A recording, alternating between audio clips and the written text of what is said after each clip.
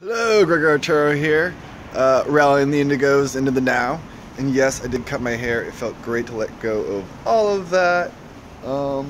Anyways, exciting things going on in my reality, which is a reflection of everyone's reality, so it must be exciting for you too. At least I hope it is, in theory. So we got wands, lovely wands. I'm making so many wands. Hephaestus is back in action, hooking up Zeus with the lightning bolts.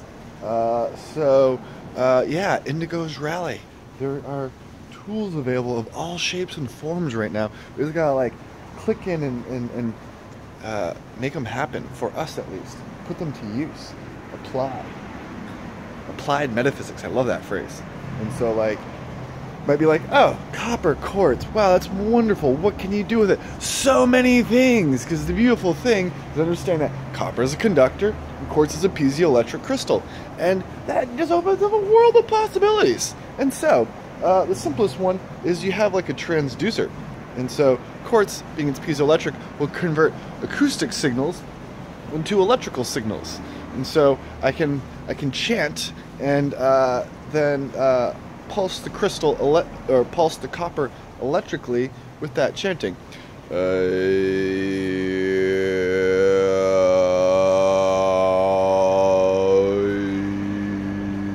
Oh, it feels so good on the hands. It feels great. And so you can even do things like you can place it on the throat box and vibrate it that way. It's even more powerful, and like rest it on your like heart chakra while you're doing that. It's a simple little exercise.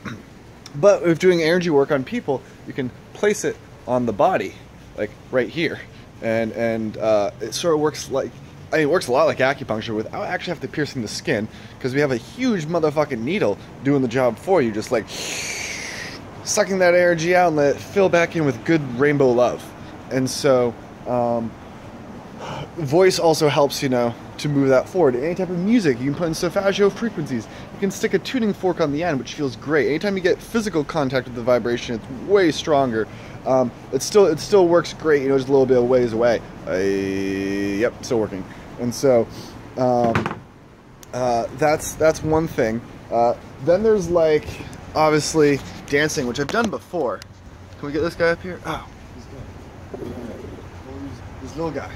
And so you can do Qigong and Tai Chi and raving, glow sticking, that whole scene, and how you can move the wand in very specific ways. And as the charge starts to build, it starts to create concentric spheres around it, energy levels. And so the densest energy level, though, of course, is the closest. And so you work with the closest energy level. It's almost like massaging it. It's a very specific technique I've like started to play with and figure out how to move this energy. And so, of course, it brings in like levels of like Hebrew and Sanskrit, and how you can like really start to command the flow of the sound you're putting into it. And I mean, there's so many crazy cool things you can do with it. But like, because the tips aren't that like hard, you can like push into the body pretty good with it.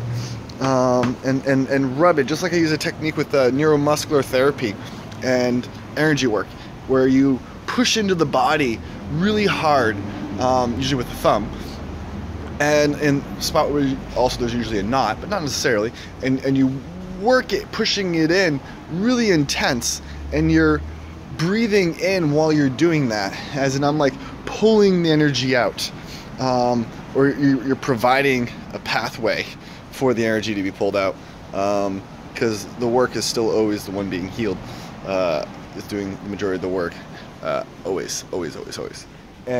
But then as I release the tension, I breathe the energy back out into the universe.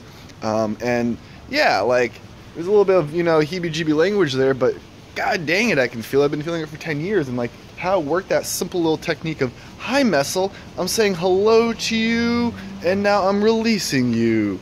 Anyways, wand is a great tool extension thereof of that process. Ooh, another little thing to share with the Indigos in terms of us rallying all right now is another cool little secret, is we got orange kyanite. Yes, orange kyanite.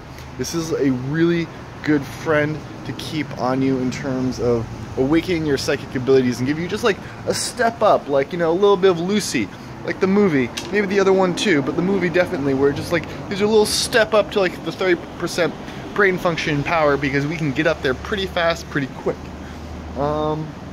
Is there any other awesome things I can share with them?